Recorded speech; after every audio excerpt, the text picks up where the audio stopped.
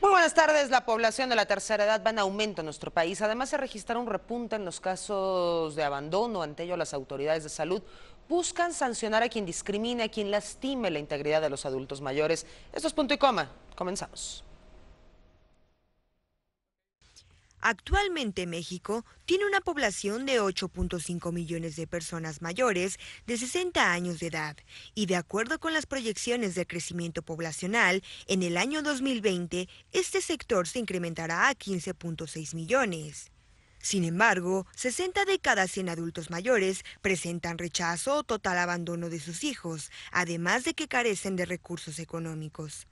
Ante esta situación, el Sistema Nacional para el Desarrollo Integral de la Familia hizo un llamado para fortalecer la cultura del envejecimiento a través de actividades que logren un mejor nivel y calidad de vida para los adultos mayores, así como fortalecer sus capacidades y la de sus familias para garantizar sus derechos humanos. En junio de 2017, la Asamblea Legislativa de la Ciudad de México avaló modificaciones al Código Penal para sancionar hasta con 3 años de cárcel a quienes abandonan a los adultos mayores o personas con discapacidad. Los cambios aprobados por el Pleno sancionan también a quien impida la participación plena y efectiva de este sector de la población, así como a quienes lo discriminen, exploten o pongan en riesgo su persona, bienes y derechos.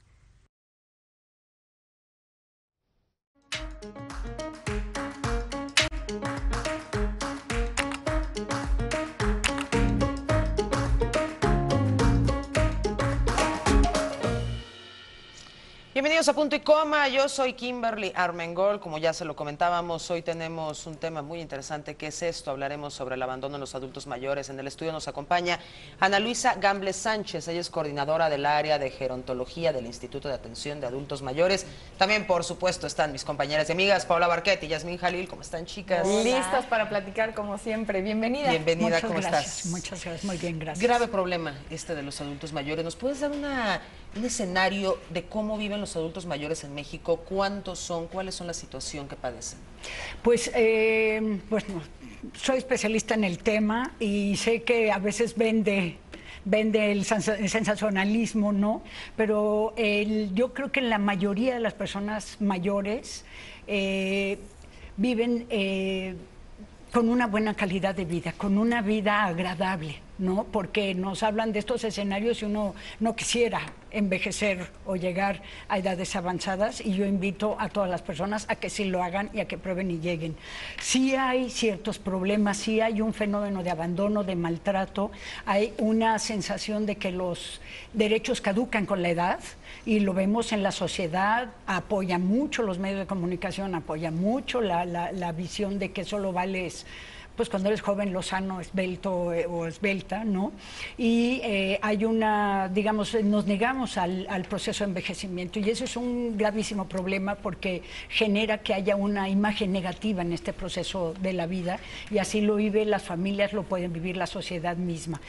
Digamos, la Ciudad de México, que tiene una política pública ya de muchos años, ya casi 20 años, con una progresividad en derechos, en leyes, en recursos económicos, que es muy importante, ¿no? En instituciones, y eso sí estamos muy al pendiente, y esta modificación al Código Penal, esta parte que penaliza el abandono, me parece muy, muy bueno. Tenemos que ver cuáles son las circunstancias de este tipo de abandono, porque también penaliza a quien los cuida, ¿no? Puede ser una institución de cuidados prolongados, no solo es la familia. Tenemos que, son medidas a veces coercitivas fuertes, yo creo que muy necesarias para visibilizar este tipo de circunstancias. Sí. Yasmín Jalil tiene una fundación que se llama Fundación Mariposas, con la que además hemos tenido la oportunidad de colaborar en diversas ocasiones, varias de nosotras. A mí me ha tocado estar cuando fuimos a este albergue de los abuelitos, un lugar en donde justamente pues intentan ayudar, al menos dar un techo y alimento a la gente que es mayor de edad, y tristemente nos damos cuenta que cuando nosotros vamos es una de las pocas veces al año en que estas personas reciben cierta atención.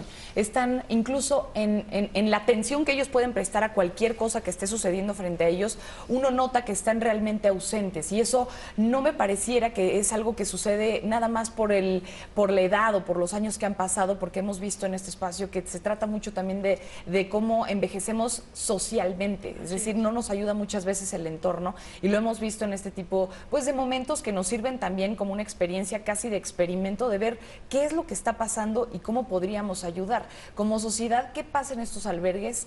¿Cuántos son? ¿Y en qué condiciones deberían de estar, ¿no? Bueno, eso es, tú lo debes saber que manejas uno. Tenemos un censo nosotros de 187 instituciones de cuidados prolongados de diferentes tipos, privadas, públicas, casi 10 en la Ciudad de México. Hay unas que están reguladas por la Junta de Asistencia Privada, que serían las instituciones de asistencia privada. Hay muchas asociaciones civiles, hay muchas que no tienen ni siquiera un registro, hay muchas que ni siquiera sabemos que están brindando ese tipo de servicios, ¿no? Crece esta demanda de atención, esta necesidad de que las personas tengan un lugar donde vivir, que la idea sería que fueran dignas, que fuera de calidad, que estuvieran todas supervisadas, vigiladas, ¿no? Mucho de lo que hacemos nosotros es, como en la mayoría hay personas que son derechohabientes de la pensión alimentaria, estamos visitándolos de manera, pues por lo menos 1 o 2 veces al año tenemos que visitarlos. Atendemos mucho estas denuncias y vamos y supervisamos. Con lo que llegamos nosotros es ofreciendo apoyo. ¿Por qué? Porque están haciendo algo, están resolviendo una situación y a veces no es la mejor manera, entonces llegamos y ofrecemos capacitación, que tengan acceso las personas a lo que tienen derecho, muchas veces atención médica gratuita, medicamentos, a servicios de desarrollo social, a viajes, a idas al cine, a su pensión alimentaria, ¿no? A veces llega uno a las instituciones y ni siquiera los directivos conocen que tienen todos estos derechos, ¿no? ¿Qué pasa? Perdón. No, es que quería resaltar algo muy importante que dijiste en un principio, que es que la gente en nuestro país, porque no es en todas partes, tiene miedo a envejecer, porque hemos visto que la realidad de pronto es distinta a este tema de ya tienes a los nietos, ya tienes tus ahorros, ya te puedes ir de viaje porque no tienes que estar trabajando, ya tienes tu pensión. La realidad es que en México no vemos eso, lamentablemente. Hay estadísticas que dicen que 8 de cada 10 adultos mayores sufren no solamente de pobreza, sino de discriminación, que muchas veces lo decimos. ¿Cómo puede ser que discrimines un sector a donde vas? Sí. Porque si un hombre discrimina a una mujer está pésimo, pero nunca va a ser mujer. Pero tú discriminar a un adulto mayor, creo que la meta es llegar a esa edad, ¿no? Entonces es absurdo y es algo que solo sucede en México. Si ves en lugares, en Asia, por ejemplo, en donde respetan y veneran a los adultos mayores, esa es la idea que tendríamos que tener. Sin embargo, en México esto es algo que no ocurre. Hay muchísima discriminación, hay mucha pobreza, y quiero resaltar lo que hablas también legalmente. Los adultos mayores no saben que sus hijos tienen la obligación de darles pensión y de mantenerlos dignamente. Así como los padres tienen la obligación con los niños, los hijos también con los adultos mayores. Y me gustaría que platicaras un poquito de eso. Sí, la ley prevé, el Código Civil prevé que los hijos se hagan cargo de los padres cuando estos no pueden velar por sí mismos, ¿no? Pues no pueden velar por ellos mismos. A veces nosotros llegamos porque hacemos muchísima atención en domicilio nosotros a personas que no pueden salir, que están disfuncionales y eso. Hay hogares en los que uno abre la puerta y no sabes por quién empezar, ¿no? De la presión que hay, de las circunstancias de quizá de falta de recursos, violencia, muchas generaciones en un mismo espacio, a veces en un espacio muy pequeño. O sea, hay muchos fenómenos que interfieren para que las personas a lo mejor no estén cuidadas, a lo mejor, ¿por qué? Porque están en diferentes problemáticas. Entonces nosotros llegamos con un equipo, un médico, una gerontóloga, a veces con personal del DIF, del DF, como para ver, bueno, cómo despresurizamos la problemática de las familias, ¿no? No solo, porque yo soy adultos mayores, solo llego estando eso, no, es ver de manera integral, completa, y como les decía, muchas veces hacer llegar todos los programas que hay que no los conocen, ¿no? Las familias. El tema de ¿qué pasa? Pues las situaciones adversas dentro de la familia se van sobre los más débiles, sobre los niños muchas veces, sobre las personas adultas mayores, sobre las mujeres, ¿no? Entonces vamos como decantando todo este fenómeno. El tema del respeto a las personas mayores, bueno, ganamos 40 años de esperanza de vida en casi 40 años. O sea, antes sobrevivir era rarísimo, ¿no? Entonces, de repente, todas estas personas veneradas porque sobrevivieron, porque muchas veces ser longevo tiene mucho que ver con muchas cosas que tienes. No sobrevives longevamente al azar, ¿no? Entonces, eran escogidas estas personas, decían, bueno, sobrevivió en tales culturas y eso. Nosotros fue esto muy veloz y va pegado pues con un modelo economicista neoliberal que desconoce derechos y que solamente vale si consumes y solamente vale si tienes ciertas atribuciones, y eso es lo que ha costado el revalorar a las personas mayores. Pero yo te puedo decir que la encuesta de discriminación que acaba de hacer el COPRED en la Ciudad de México, las personas adultas mayores no son el grupo prioritario de discriminación. Es increíble en una ciudad como la nuestra que sea el color de la piel, que sea por ser población indígena, que sea por ser pobre, ¿no? O sea, como tú dices, todos podemos en un momento dado estar en ese otro lado y somos y discriminamos, y eso es pues por falta de un conocimiento. Claro. Ana Luisa, el auditorio que nos está viendo, ¿dónde pueden llamar? Por ejemplo, estas visitas que estás diciendo que seguramente muchísima gente las quiere y no saben dónde pedirlas, ¿qué hay que hacer? Pues bueno, yo les voy a dar los datos del Instituto para la Atención de los Adultos Mayores del Gobierno de la Ciudad de México. Les doy el teléfono 5510-1286. Esta es la coordinación de gerontología y de ahí tomamos las llamadas, todo lo que necesiten, y con muchísimo gusto no solamente los vamos a atender nosotros, sino vamos a vincularnos con muchas instituciones. Ahorita vamos a seguir dando esos datos que son bien importantes. Antes hacemos una pequeña pausa, pero les dejamos la pregunta que tenemos en nuestras redes sociales, en Twitter. ¿Cuál creen que sea el motivo por el cual los adultos mayores son considerados un obstáculo en la sociedad actual? La respuesta dice que el 11%, la lentitud en sus actos, 11%, la falta de tecnología, 44%, la impaciencia y 34% otro. Participe con nosotros, @puntoycoma_tv. Volvemos.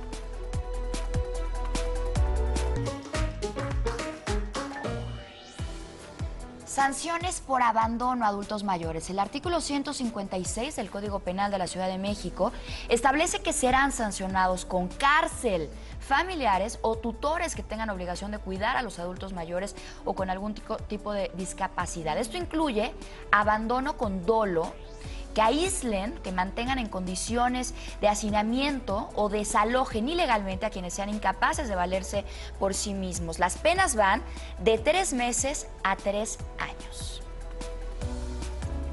Y ya lo decíamos, tienen que darle una pensión alimenticia, tienen que velar por sus padres, por sus abuelos, por los adultos mayores. Es algo que no lo sabe mucha gente.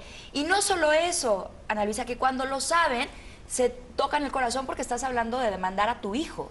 Pero tu hijo no se tocó el corazón para despojarte de tus cosas, de lo que has trabajado durante toda tu vida y de botarte en un asilo, ¿no? Que además, con asilo no me refiero a todas estas casas y residencias que ya hay en donde los adultos mayores van y disfrutan y hasta se hacen novios y, ¿no?, reencuentran el amor como tendría que ser, ¿no? No. Te botan en un asilo, como Pau y yo hemos oportunidad de ir y de convivir con estos abuelitos, que te dicen, es que en un año no he visto a mis hijos, ¿no?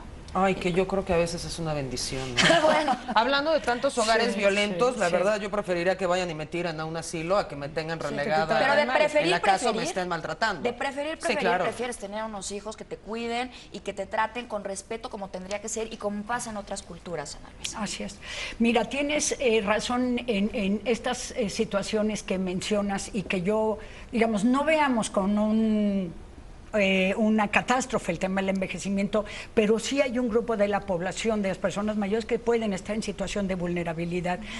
Yo creo que todas las personas mayores tenemos que saber que violencia y maltrato es que me traten de manera infantil, que no me pidan mi opinión, que utilicen mis recursos sin mi autorización, que abusen de mis pensiones, que me maltraten físicamente. Acabamos de hacer una encuesta a finales del año pasado, sí, y encontramos que el 30 y tantos % el 18% de las personas que encuestamos habían sido violentadas en el último año. El 30 y tantos % habían sido maltratadas físicamente, o sea, de golpes, de trancazos, las amenazaron con un cuchillo, les dieron patadas. Otro 30 y tantos % ha sido evidentemente violentada psicológicamente, aunque si te pegan también están violentando psicológicamente. Entonces sí es muy importante, y la otra parte es el uso patrimonial, el de que te quiten tus pensiones, que las utilicen, que te quiten, te roben tus escrituras, que te utilicen tus recursos, que los vendan. Hay personas que declaran en la encuesta que han vendido sus propiedades sin su autorización, ¿no? Otra cuestión que tú lo comentabas y muy oportuno es no se dan nada en vida, no se dan nada, no pongan nada a nombre de los hijos, de verdad, porque el hijo más amoroso y la hija más adorable puede volverse por 3 ladrillos tu peor enemigo, y sucede en todos los estratos socioeconómicos. Sí, entonces, esposos, sí dejar todo, cuando uno tenga lo que tenga, dejarlo muy bien organizado para no generar un rompimiento entre nuestra familia, porque uno ve que entre los que atendemos nosotros, las familias se destrozan por casi nada o por mucho, y entonces yo veo como padre, pues qué triste ver que nuestros hijos estén enemistándose cuando uno quisiera otra cosa. Violencia es, bueno, todo que no me consideren que esta parte del Código Penal, que es importantísimo, que me saquen de mi casa o me saquen de cualquier casa, ¿no? O sea, ¿cómo me van a botar a la calle? Y sucede, ¿no? Entonces yo pido, por favor, que se acerquen a nosotros y nosotros poder orientar toda esta asesoría, este seguimiento y sobre todo esta organización del discurso, de la denuncia, porque a veces las personas se desgastan hablando como de situaciones cotidianas, que me hizo, me dijo, y yo digo, no, vamos a centrar su denuncia en esto, ¿no? Algo importante que destacas también, que no denunciamos porque son nuestros hijos. Muchas veces puede ser por el temor a las represalias, pero la mayoría de las veces es porque los hijos son nuestra obra. Claro, por amor. No, son nuestra obra, entonces nos cuestionamos, ¿qué hicimos mal? ¿Por qué me están tratando tan mal si yo lo crié con amor? Y ahora no hay nada escrito. Puede ser un padre o una madre miserable y tienes a los hijos maravillosos o viceversa, ¿no? Yo lo que les aconsejo es denuncien. Y es por querella. Entonces, en el momento que quieran desasirse, ya lo pueden hacer. ¿Pero es una denuncia penal? O sea, puede ser una, claro, tú puedes abrir una carpeta de investigación, tienes derecho a ello. Y entonces mucha gente, su temor es que vaya a dar a la cárcel, pero como es por querella, lo paras en el momento que tú quieras. Solo que hubiera deterioro cognitivo, entonces sí es de oficio, como si fuera una persona con discapacidad de otra edad, ¿no? Entonces, en este seguimiento, lo que los hijos se dan cuenta, no estás sola. Oye, tienes derechos, claro, tienes instituciones que te están protegiendo, le voy a bajar, voy a mejorar esta situación, ¿no? Entonces, eso es muy importante. Nosotros tenemos que incentivar la denuncia porque con base en eso ya se fortalecen las personas en sus derechos. ¿Cuáles son las penalizaciones? Por ejemplo, para el hijo que maltrata, para el hijo que abandona, para despojo. Mira, por lo menos en el Código Civil previo a esto podía llegar hasta 6 años de cárcel. Si tú despojaste de su vivienda, si tú hiciste, o sea, un delito comprobable, creo que hay 150 consignaciones desde 2010, ahorita que se creó la agencia especializada en la Procuraduría, ¿no? Y es y pueden estar hasta 6 años o más, digo. Y merecidos. Pues yo creo que sí, pues es un abuso, sí. Ahora, mucho se habla también de las cifras que nos ayudan a tener un contexto de lo que se va a aproximar. Se ha ido, dicen, invirtiendo la pirámide poblacional, es decir, que dentro de unos años van a ser más adultos mayores que jóvenes en este país. En el caso de México en específico, tendríamos que decir que ahora se van a tener que reorganizar las familias, ¿no? Como el modelo de familia, porque decías anteriormente un punto, y es que lo sacan de la casa, de cualquier casa, ¿no? Pero ¿por qué lo sacan? Y también la familia dice, pero entonces, ¿qué? Voy a estar viviendo con mi mamá hasta siempre. Entonces creo que ahí el cambio de roles se va a tener que ir dando obligadamente, porque no van a haber ni asilos para todos, es decir, es muy difícil que se tenga de pronto una infraestructura en todo el país para poder tener a todos estos adultos mayores y que sus hijos no los puedan sacar. Y creo que ahí lo importante sería entonces hacer lo que creo que vienes a hacer hoy, que es quitar los estereotipos de la vejez también, ¿no? Es algo que nos lo has repetido en los cortes, que es muy importante decir, porque hay estereotipos, y lo tenía por aquí escrito, ¿no? Los cronológicos, es decir, que simplemente porque tienes tantos años ya no puedes hacer tal o cual cosa. Los psicológicos, que igual porque ya estás más grande seguramente ya no va a entender, ya ni le expliques.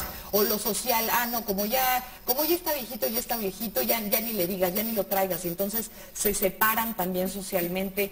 Lo sexual, no, pues es que como ya está viejito ya tampoco puede. Entonces creo que hay muchos estereotipos que justo van a ser los que vamos a tener que romper para poder convivir con esta generación que, como lo decía Jazz, tarde o temprano nos va a tocar a nosotros, y justamente en estos años de los que hablo, en donde se va a voltear esta pirámide, vamos a estar ahí. Entonces es importante pues también tener a la educación a las generaciones más pequeñas, a que vayan sabiendo cómo tratarlos, ¿no? En este caso, los estereotipos, ¿tú cómo nos podrías decir que podemos ir deshaciéndolos poco a poco? Mira, voy a empezar. Por ahí hay una empresa de seguros que dice que el mayor porcentaje de las personas mayores no son propietarios de su vivienda. Está muy equivocado, porque el 80% de las personas mayores son propietarias del lugar donde viven. Ellas están dejándole permiso a los hijos de vivir ahí. Ese es un principio, ¿no? ¿El 80%? Sí, son propietarios, de los que acabamos de encuestar nosotros, de los mayores de 70 años. Es que vemos estadísticas que dicen que 8 de cada 10 adultos mayores viven en pobreza, entonces... Sí, pero puedes ser medio pobre, claro, y tener tu casita con tus Les cuartitos. están robando. Así es, entonces, o sea, yo creo que puede haber una convivencia. Las personas mayores, todos estos mitos y estereotipos de los que tú hablas son útiles, son todavía dentro de su familia, hacen muchísimas cosas que benefician a todos, pero la parte es que vamos como cegándonos de que solo reciben, solo consumen. No es cierto. Porque la pensión alimentaria, por ejemplo, son casi 1,200 pesos al mes, ¿no? Son 7,000 millones de pesos que circulan en la Ciudad de México en un año, ¿no? O sea, entran a los supermercados. Tú sabes lo que significa para estas tiendas que consuman estos 7,000 millones de pesos, para empezar, ¿no? Y no solo hablando de recursos, de todo el rol dentro de la familia, ¿no? Entonces, tú te encuentras, yo lo primero que entro lo primero que hago en mi cuestionario es: ¿usted propietario de la vivienda? Y ya de ahí empiezo yo a decirles, a ver, aquí calmados, porque solo doy y hago. El tema de vivir muchos años es un gran logro del ser humano. Desde que camina en 2 pies dijo: yo quiero vivir más, ¿no? Hemos ganado todos estos años de esperanza de vida. En los 30 vivíamos 33 años, ahorita estamos viviendo casi 80 en promedio, 70 y tantos años en la Ciudad de México. Nos vamos a duplicar las personas mayores en 19 años. Pero esto es un logro de la humanidad. O sea, no lo veamos como el tsunami y las canas, sino como una conquista. Ustedes van a ser parte de esas ancianas dentro de muchos años, ¿no? Y la parte es cómo convivimos todas las generaciones dentro de la casa. No todas las personas mayores están imposibilitadas, porque además la conquista que se viene es cómo vivo sin enfermedades, porque hipertensión, diabetes, tiene mucho que ver con nuestro estilo de vida, y cómo, aunque tenga las enfermedades, soy autónoma independiente. ¿Cómo puedo yo hacer las cosas por mí misma? ¿Cómo la autonomía tiene que ver con mi poder de decisión? Yo quiero esto de esta manera, de esta otra, ¿no? Eso es por lo que tenemos que luchar. Entonces, todo el reconocimiento de este sector de la población, lo que tiene que ir encaminado es a que nos reconozcan como una parte integrante activa y que aporta en todos aspectos a la sociedad y a las familias. Ahora, el tema de los asilos, los albergues, que sí es un hoyo negro, es alguna situación ahí un poco problemática, es la última opción. La última. O sea, ya nosotros vemos a una persona y valoramos cómo está su red, su familia, sus recursos, su vivienda, no sé qué. Híjole, pues a esta no queda más que llevarla a una residencia que hay de todos tipos, de todos. Porque si se queda aquí va a fallecer, ¿no? Porque te encuentras 2 adultos o 3 adultos mayores juntos en la casa, o la mamá con el hijo con algún problema de discapacidad o algún problema. Entonces ahí valoras, pero es la última opción, y a eso tenemos que apostarle, que haya servicios como estamos haciendo nosotros hacemos visitas médicas domiciliares con personal especializado, hacemos visitas gerontológicas con personal especializado que hace valoraciones, que mide el grado de vulnerabilidad en que se encuentra alguien, y de ahí haces estrategias. ¿Por qué? Porque tenemos que llevar muchos servicios a los domicilios de estas personas que no pueden salir a buscarlos. Y esa es la gran, digamos, estructura. ¿La familia tiene obligación? Sí, pero el primer obligado es el Estado.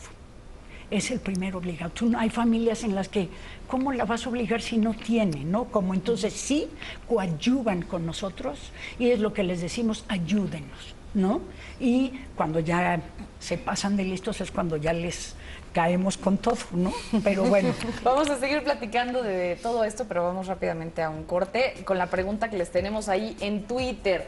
¿Cuál crees que sea el motivo por la que los adultos mayores sean considerados un obstáculo en la sociedad actual? Ahí está: 11% la lentitud en sus actos, 11% falta de tecnología, 44% la impaciencia y el 34% otro. Y ahí los van especificando. Ahorita vamos a también darle lectura a lo que nos están mandando. Volvemos.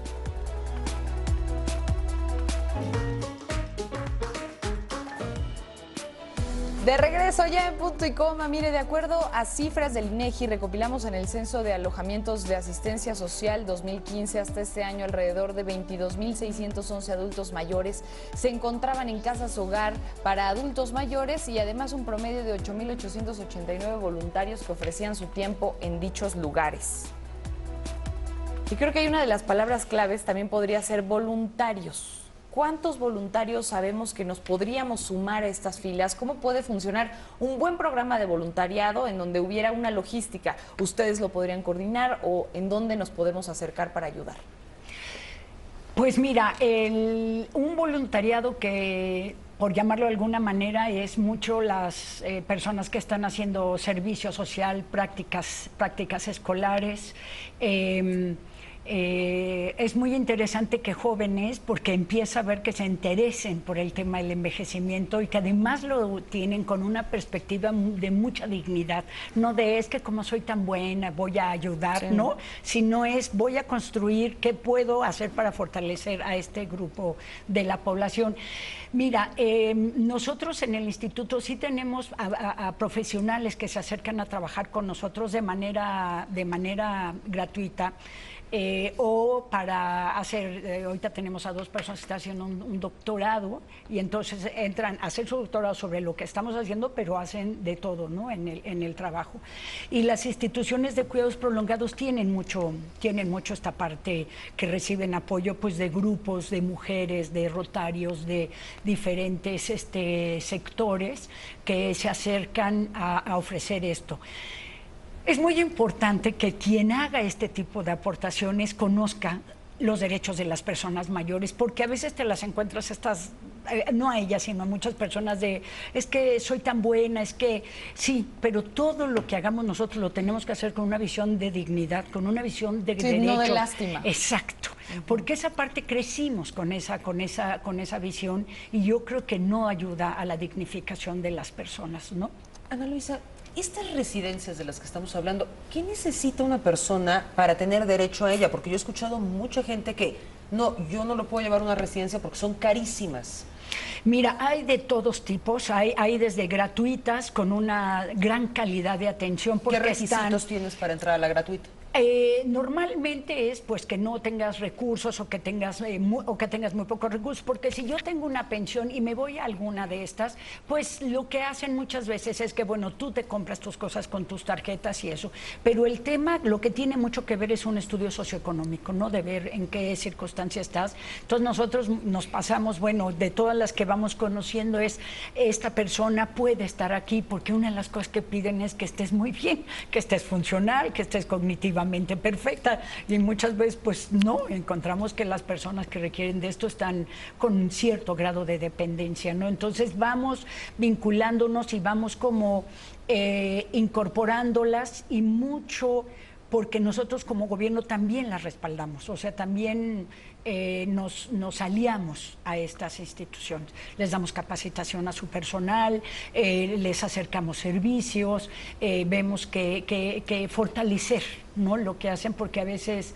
la gente lo hace con muy buena intención, muy buena voluntad, pero sí tenemos que hacerlo bien, pues, ¿no? Y es importante, la verdad es que es un tema que a mí me da coraje, lo que veo, pero también sí creo que hay mucho por hacer, quizás por mi abuelo, que fue una de las figuras más importantes de mi vida y que hasta el último día de su vida yo lo vi fuerte y entero, ¿no? A pesar de que murió casi de 90 años. Entonces, ¿cuál es la diferencia entre una persona que hasta el último día de su vejez vive bien y otra que está en esta situación? Y sí es las decisiones que tomas también durante tu vida. Lo que dices es muy cierto. Tiene mucha responsabilidad el Estado, mucha responsabilidad la familia, pero también uno mismo. Y por eso lo que mencionabas de hacer ahorros, de prever para tu vejez, de hacer que tu vejez sea verdaderamente un momento mágico y padrísimo de tu vida, porque así tendría que ser.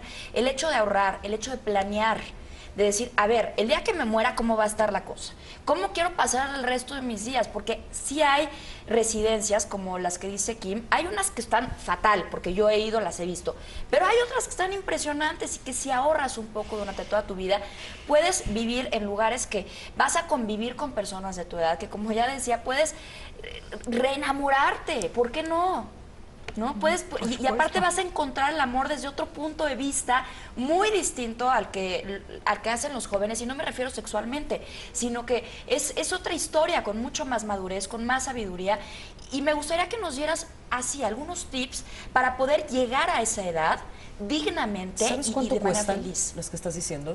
Hay unas muy caras, pero una media. Pero hay otras que no tanto, o sea, la verdad es que no tengo los datos exactos, pero yo que los he visto, si ahorras... O sea, no son inaccesibles. Si sacas de tu sueldo un pedacito cada mes, yo creo que cuando llegues a esa edad, es como un seguro de gastos médicos, ¿no? Vas a poder pagarte esa casa, o vas a poder vender tu propiedad en vez de dejársela a tus hijos, porque nadie sabe para quién trabaja y no sabes quién se la va a quedar. Y ellos todavía pueden hacer su vida y su dinero y su patrimonio. Y puedes viajar, no es que estés encerrado en una de estas casas, o sea, tú vas y tienes coche y te puedes ir de viaje y puedes ir a ver a tus hijos y puedes invitarlos a comer y no tienes que estar dependiendo a ver si me invita mi hijo, ¿no? Sí. Entonces, bueno, tú diste al clavo con una cosa importantísima. Nadie planea su vejez. O sea, te encuentras muy poca gente que piense a los 20, 30 años qué va a hacer, qué voy a hacer de viejo. No, si ahorras, si tienes posibilidades de ahorrar, porque esa es otra. O sea, a veces vives a veces no. Con lo indispensable, ¿no? Pero aquí el tema es cómo nos conectamos con ese proceso de nuestra vida, cómo nos conectamos de qué voy a hacer en mi vejez. Es algo que estamos, quizás sea una cuestión inconsciente, quizás sea el mundo que nos rodea, negamos, ¿no? Lo negamos. Entonces, empiezas a planear y te dan cursos en tu trabajo unos meses antes de que te vayas a jubilar, ¿no? Sobre todo en el sistema privado, también en el público. Aquí la situación sería, y lo vemos muchísimo, personas que son dueñas de su vivienda y no tienen un dinero líquido. Y entonces, para pagarse una residencia, ¿no? Eso para mí sería ideal. Bueno, pues entre un equipo, pone la casa bien, que se rente, y de eso puede pagar, con eso puede pagar. Y esta parte nos falta porque no futuriamos en qué voy a hacer en esta etapa. Digo yo que tengo 25 años en el tema, tampoco de repente pienso qué voy a hacer cuando tenga 80 años, que me quedan 21, tengo 59, ¿no? Es un ejercicio que podríamos ir haciendo todas. ¿Dónde vamos a vivir ahora? Yo estoy planeando y pensando que voy a estar funcional y autónoma hasta los 80 y tantos años, ¿no? Y si no, ¿qué pasa? O sea, soy dueña de esta casa, pues no, mejor no se la cedo a nadie y mejor agarro y digo, bueno, pues si algo me pasa, la rentan y de eso se paga mi cuidado. En fin, sí podríamos como hacer un plan para esa parte de nuestra vida, no solo para hacer viajes y como los norteamericanos, ¿no? Que agarran su trailer park, se vienen de Estados Unidos a Baja California 6 meses, sino es, ¿qué va a hacer? Bueno, voy a poder salir, voy a no sé qué y qué tengo, qué recursos tengo para esto. Pero yo otra cosa que recomiendo muchísimo es que sigamos haciendo cosas en la vida. Tú dices, bueno, nada está peleado, ni sexualidad, nada está peleado con los años, nuestro corazón tampoco, nuestro amor tampoco, pero a las personas mayores las tratamos como a los adolescentes, les prohibimos, y en las residencias los separamos, hay de mujeres y hay de hombres, ¿no? En Estados Unidos ya están experimentando en que China libre, quien quiera, claro, sí reservando como privacidad quien lo quiera tener, pero están experimentando como, y entonces, bueno, pues yo tuve una pareja 40 años, ahora no, pues, ¿quién de aquí quiere dormir conmigo, no? Y cosas así. Es como estar en un hotel, no en una cárcel. Exacto. O sea, puedes salir, entrar, puedes hacer tu vida. No te vuelves un menor, no te vuelves una persona sin derechos o sin una decisión cuando cruzas el umbral de una de estas residencias. Y una parte importante sería, para retomar también la dignidad de este sector, sería lo que decían al principio, que es envejecer con responsabilidad. Y creo que no es nada más en la parte legal, que es en donde hay que estar informado, como ya entendimos, o en la parte económica, que hay que ahorrar, como también ya entendimos, sino también en la parte física, ¿no? Es decir, qué como todos los días, qué hago todos los días, hago o no hago ejercicio. Es decir, hay que estar conscientes a otro nivel, porque también de esa manera vamos a envejecer y también de esa manera vamos a gastar después en médicos. Uno de todas maneras va a envejecer, pero sí lo hace de manera diferente si estamos previendo el envejecimiento con antelación. Ahora, una vez que me jubilo, ¿qué pasa? Pues mira, porque es como una guillotina, ¿no? A mí me parece como una guillotina del tiempo de decir, ok, a partir de ahorita usted es inútil, ya no puede hacer nada. Y no debería de ser así. Así es, porque la jubilación, el que se diga que es persona mayor a partir de los 60 años, fue una decisión que en el 56 se tomó en la Asamblea Mundial, en la ONU, con la idea de este es un corte de la vida productiva e improductiva de las personas, lo cual lo improductiva es un decir, pero bueno. Entonces, la gente antes ni llegaba a jubilarse. Y entonces se jubilaban y pensaban que se morían de depresión, pero es que no daba para más la esperanza de vida. Entonces tú te morías. Hoy te jubilas y puedes vivir hasta 30 años más, ¿no? ¿Qué vas a hacer? Pues algo que está pegando muchísimo es el tema de estudiar. Porque es encontrarle como esta parte atractiva, aprender cosas. Yo no sé si hacer una universidad para las personas mayores, pero sí incorporarte a estos retos que significa aprender. Además, estaba leyendo en la mañana, la demencia, los diferentes tipos de demencia que hay, que no hay senil, y eso hay que, por favor, erradicarlo. Mucho de esto es, el cerebro es como el músculo, no lo utilizamos, se atrofia. Si no aprendemos, si no manejamos conocimientos, si no leemos, si no estamos...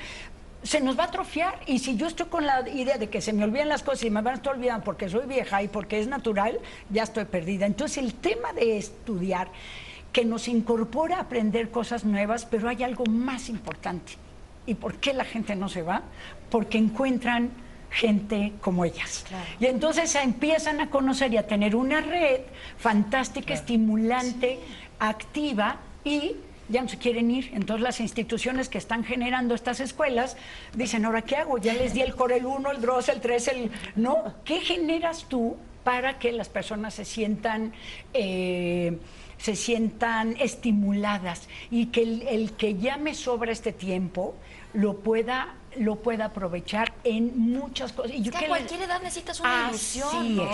Y estas escuelas son gratuitas y además hay clases de baile, hay clases de yoga, clases de inglés, clases de historia, porque por más culto que seas siempre vas a tener algo que aprender y hacer amigos como tú. Algo que enseñar también. Nosotros tenemos 150 centros de desarrollo integral para personas mayores, son casi 5,000 personas, y la filosofía es: aprende lo que te faltó, enseña lo que sabes y haz algo por tu comunidad, porque esa es otra, ¿no? ¿Qué hago aquí? Pues hay mucho que hacer allá afuera. Voy a hacer en mi vecindario, la basura, mis nietos, la nutrición, qué sé yo, ¿no? ¿Sí? Ahora, el diseño del sistema de salud en este país, ¿crees que acompaña la tendencia del envejecimiento poblacional? ¿Estará preparado? Porque muchos dicen, eso se va a quebrar. Ay, bueno, es que son todos estos mitos. Ante mayor especialidad, menos costoso es el tratamiento de las personas mayores, menos invasivo, menos medicamentos. O sea, cuando llega alguien que sabe, nuestros médicos en la coordinación geriátrica, que saben del tema medicamentoso, se van y en vez de dejar medicamentos les quitaron, porque las personas toman 18 medicamentos, sí. Me dan, o sea... Más. El tema farmacéutico tiende a veces a enfermarte más de lo que te cura. Entonces, y las estadías prolongadas en los hospitales no es de todos, y entre más especializado seas, menos tiempo lo tienes en un hospital. Entonces tienes que atender en domicilio, capacitar a la familia y quizá prestar servicios con una enfermera, una cuidadora para estar vigilando. Pero ni todo es disfuncionalidad en la vejez, ni todo es enfermedad, ni todo es... Pero hay esta visión que uno dice... No quiero envejecer, no sé, así no es. Y entre más especializados seamos, mucho mejor el cuidado y el acompañamiento en este proceso. Pues bueno, vamos a hacer otra pausa, regresamos con este importantísimo tema, la vejez, la tercera edad, ¿qué vamos a hacer? Ya volvemos.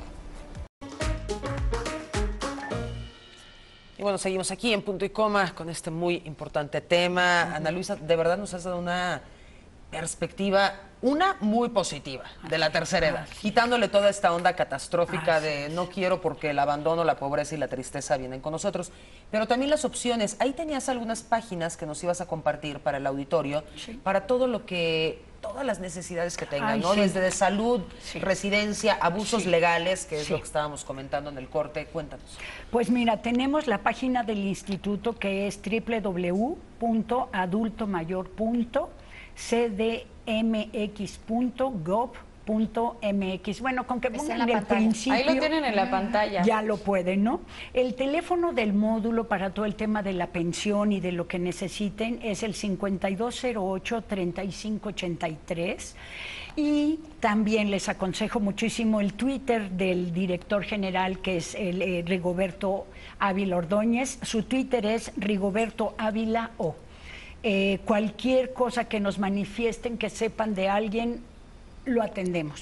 También está en pantalla, escriban. Fantástico. También ahí aplica la denuncia, que yo sé que mis vecinos tienen una señora que la maltrata. Así es. Yo sí le pido a las personas que nos auxilien, que sean nuestros ojos en la comunidad y que lo que consideren que está haciendo mal, algún vecino, algún familiar, nos lo denuncien. Siempre cuidaremos el anonimato, de eso que no tengan ningún temor. Hay personas que me dicen, a mí no me importa, usted dígale si no sé qué, pero ¿saben qué? Que es importante cuidar esa parte, entonces nosotros lo... Y los adultos mayores también, si ya la regaron y no previeron su vejez en la juventud, tienen una oportunidad de denunciar y de pedir lo que les corresponde por ley. Y lo que decíamos, y yo insisto, perdón, pero Pau, no creo que cuando tú seas viejita vas a querer depender de tus hijos, ni Kim, ni nadie, ¿no? Y yo tampoco. Entonces hay que procurar también facilitarles la vida a ellos y para eso prever nuestra vejez, ahorrar y controlar, ¿no? Tener el control para poder disfrutar de esa etapa tan bonita y tan maravillosa. Y creo que es importante además que le perdamos el miedo. Lo que decías al principio creo que es importante porque en el momento en que nosotros como sociedad le perdemos el miedo a envejecer, empezamos a tomar el tema de frente. Entonces, a ver, que hay más viejitos, a ver, hay que ayudarlos, pero ya estamos palpando el tema, nos acercamos, a ver, ¿cuáles son los riesgos de que cuando yo envejezca? Porque sí, de alguna manera, tratar con los adultos mayores que no, quizás no son nuestra generación, nos acerca a nosotros mismos a nuestra propia vejez. Entonces decir, bueno, primero lo acepto y después trabajar en ello, porque nos platicaban hace un par de semanas que llegaron aquí con nosotros también un grupo de geriatras y nos decían que son muy pocos en todo el país, me parece que son 401 geriatras o algo así. Es decir, son muy pocos para la demanda que se necesitaría en el país, y lo mismo con los asilos, pero ahí no sé cuántos son. Entonces preguntarte, ¿crees que se están produciendo los asilos al ritmo que deberían en este país? Podemos quizás proponerle hasta a los empresarios, hagan asilos.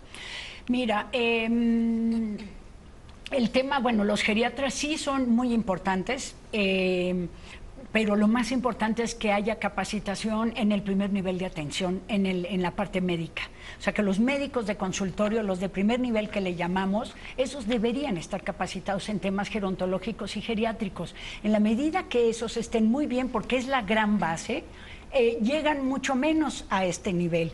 Sí es importante los geriatras porque ellos son muy buenos, digamos, para dar consulta al tercer nivel, son muy buenos para capacitar, muy buenos para coordinar este tipo de grupos. Sí nos hacen falta geriatras, por supuesto, nos hace falta que esta especialidad esté en las universidades.